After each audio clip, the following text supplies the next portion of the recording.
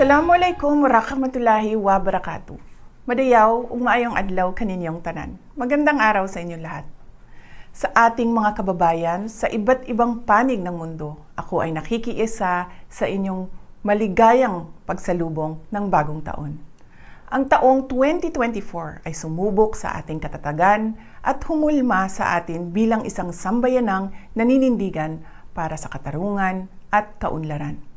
Ngayong 2025, sama-sama nating harapin ang iba't ibang hamon na magpapatibay sa atin bilang isang bansang patuloy na nananalig sa Diyos at nagtutulungan para sa ikauunlad at ikabubuti ng ating pamilya.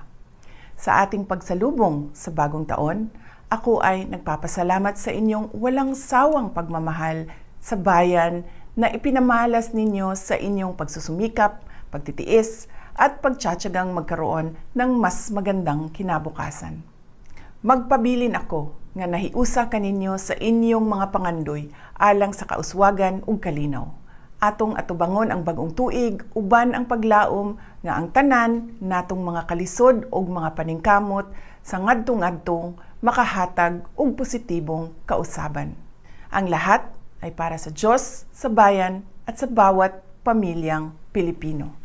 Happy New Year sa inyong lahat. Syukran.